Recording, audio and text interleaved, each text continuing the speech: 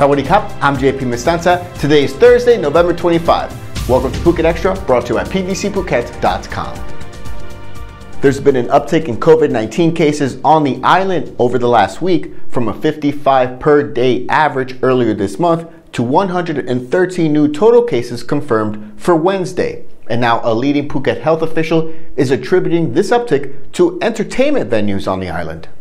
The Deputy Director of Vashida Phuket Hospital, Dr. Wichita Jangyam, announced yesterday through a live radio broadcast here on the island that the steady rise in cases in Phuket is because of bars and entertainment venues, saying, quote, "For the areas where the infections have been found, most of them are entertainment venues for socializing, drinking, and eating."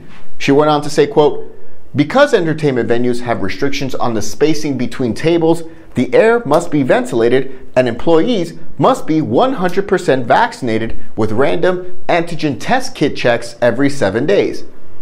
She said that any venue that has 2 or more people return positive test results, they will be closed down for 3 days for cleaning. Patong municipality and local health officials also have not reported any venues in Patong being ordered closed for 3 days, despite the conditions explained by Dr. Wichita yesterday. However, the Phuket News has been informed that up to 10 venues on Bangla Road were ordered to close for 3 days after the mass testing was conducted just over a week ago. Meanwhile, Phuket health officials also have yet to recognize any specific increases of infections at schools this week, despite the Phuket News confirming that 2 classes at one well-known school and at least 1 affected class at another well-known school being moved to online learning due to concerns over COVID infections. For more, visit thephuket.news.com. Phuket Provincial Police have defended their officers standing in front of a restaurant in Patong after a post online accused police of, quote, destroying tourism and quoting foreign tourists as being, quote, robbed. The response by Phuket Provincial Police, saying that the police officers were only doing their duty as traffic police, was posted online late on Thursday. The response came after a post on the Phuket Sandbox SHA Plus Facebook page on Sunday, November 21st, that showed a photo of police officers in front of the Kitchen restaurant located next door to the well-known Thai Pan nightclub on Ratchute 200P Road at the intersection with Bangla Road. The message posted with the photo accused police officers of destroying tourism and quoting foreign tourists as being, quote, robbed. Phuket Provincial Police said, quote, "It is a police duty to set up traffic checks according to normal duties. The order to set up the traffic check was clearly supported properly with the intention to reduce traffic accidents. Some tourists are not familiar with the roads and do not know the traffic laws, and because of different laws, traditions, and cultures, this may cause accidents and harm to the motorists themselves or others, and the property of the tourists themselves." The post went on to cite statistics from October 16th to November 23, showing that 374,117 Thai tourists arrive on the island, of whom 2,507, or 0.67%, committed traffic offenses. In that same amount of time, 36,549 foreigners arrived in Phuket, of whom 129 committed traffic offenses, about 0.43%. The post went on to say, quote, "From the statistics of traffic offenses committed by tourists, it can be seen that the arrest rate of offenders is less than 1% of tourists, whether Thai or foreigners. But when looking at the statistics of injuries and fatalities from traffic cases, it can be seen that the number of deaths and injuries is quite high. Therefore, we would like all citizens and tourists to be aware of the observance of traffic rules in order to reduce injuries and harm done to life and property." Over the past week, the Phuket News has received independent reports of, quote, heightened police activity that appears to have been targeting foreigners in several areas across the island, including Kamala, Cherntale, Chalong, and Rawai. What do you think about this story?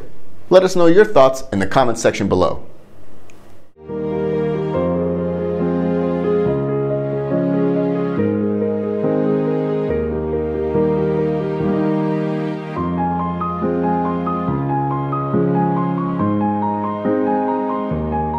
Let's do the time of again.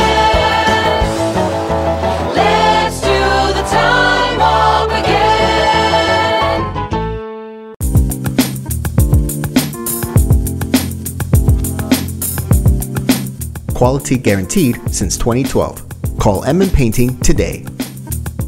113 total COVID cases were reported for Wednesday, including 3 tourists, the highest daily total number of cases for the island so far this month. No new deaths were recorded on the island, as the death toll for November remains 16. So far during November, there have been 1,561 total cases for an average of 65 cases per day. A Reuters report is saying that state-sponsored actors have attempted to hack the phones of activists here in Thailand. At least 6 Thai activists and researchers who have been critical of the Thai government received warnings from Apple Inc. that someone had targeted their iPhone and iCloud accounts along with a threat notification. Researcher Sarini Achananantakul and activist Yingchip Achanon of legal monitoring group iLaw said they had received similar emails, while a rapper, a political activist, and a politician opposed to the government separately posted screenshots of the same email on their social media accounts. All are perceived as being critical of the government. The messages warned, quote, "If your device is compromised by a state-sponsored attacker, they may be able to remotely access your sensitive data, communications, or even the camera and microphone." Apple on Tuesday filed a lawsuit against the Israeli cyber firm NSO Group and its parent company OSY Technologies for alleged surveillance and targeting of US Apple users with its Pegasus spyware.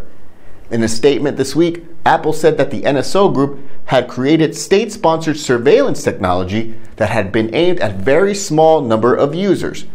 The government is still led by the architects of a 2014 coup in Thailand who remain in power after 2019 election. The Digital Economy and Society Ministry has yet to respond to requests for comment. Thanks for joining us here on this Thursday on Phuket Extra, brought to you by pbcphuket.com. Join us again tomorrow on Friday. Until then, stay classy, Phuket. Phuket's rapid modernization has made it one of the world's premier holiday destinations. Investors can still buy quality condominiums for as low as $75,000 and luxury properties can go all the way up to 20 million. Condominiums in Phuket are a safe, secure bricks-and-mortar investment offering foreigners freehold ownership. Call or email Thai Residential, Phuket's #1 trusted real estate advisor, to find your perfect Phuket property.